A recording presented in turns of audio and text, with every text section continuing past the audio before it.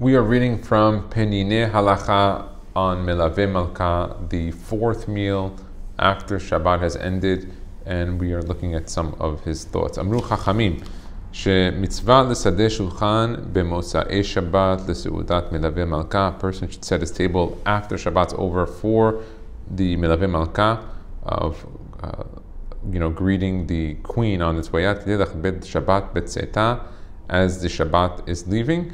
It's brought down in Shabbat, Kufiyu Tet Amud Bet, Kemo Adam Shenifrad Me'oreach Yakar V'ahu. Like a good friend that's leaving, you have a banquet meal on his way out. Shekashe Alav Peridato, because you have a difficulty that Shabbat's leaving, so you have an extra meal on the way out to keep yourself the Kiddush. V'hu Olech Imo Kibarat Derech Aruka Kedei Leshhot Od B'Mechisato. Because you know the Shabbat's leaving, you want to still be around it. That's how you have to behave with the Shabbat. Even though it finished, you're going to continue to gather and be me'aneg and enjoy from its holiness. On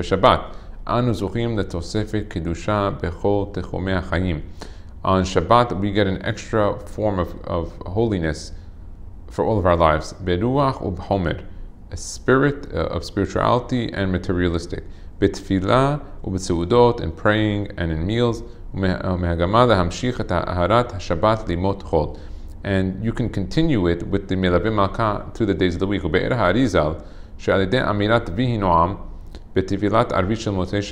they say the prayer after the Amidah Vihi Noam and the Shuva Hashem and the Kiddusha, Hinenenu mamshichim et tosefet haKiddusha ruchani shel haShabbat limot hachol. You take the Kiddusha of Shabbat and you carry it to the week. Umvakshim shenoam Hashem yashre al maaseh yadenu, that God's pleasure should be on what we're doing with our hands. V'aledei seudat Melave Malka, and with this fourth meal, anu mamshichim et ha'arat haKiddusha la'achila shel kol shavua.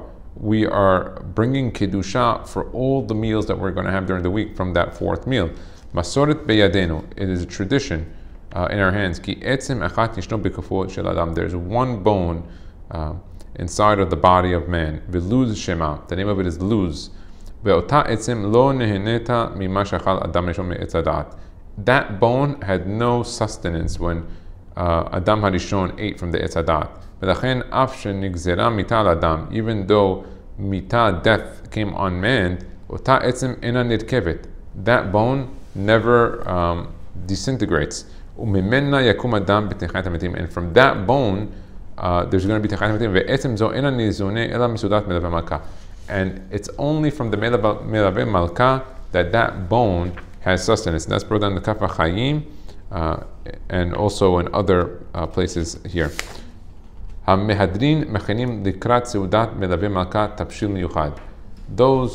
that are careful don't only have leftovers for the Melave Malka, but they have also special tabshil, something to do. Umesupar beTalmud in Shabbat Kufiyu Tet Amud Bet, that al Rabbi Abhu they would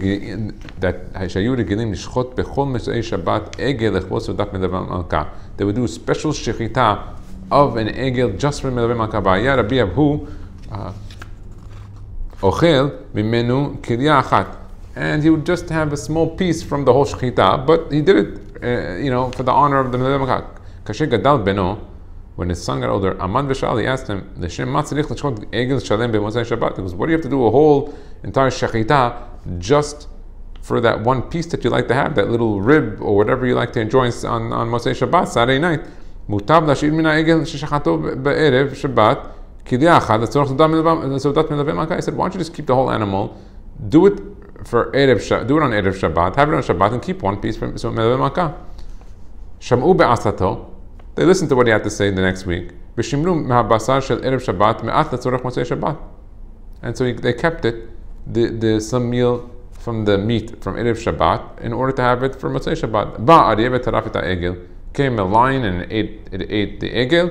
Shayam meyuad the Motzei Shabbat. The one that would have been the shechita for Motzei Shabbat, it ended up getting eaten by the lion. Nimsa shelo hirvicho davar, that he gained nothing. That really his son's advice to the father was not a good advice, that his father was doing l'shem shamayim. You're right, he only had a piece, he ate the rest of it probably during the week or whatever, But he did it because he loved the Melave Malka, that meal, and to honor the Shabbat. And because he was honoring the Shabbat, he had a Shmirah. And seemingly, when he honored the Shabbat in a seemingly lower way, the result of it was that the egel that he would have done the shechita for ended up getting eaten by a lion. And this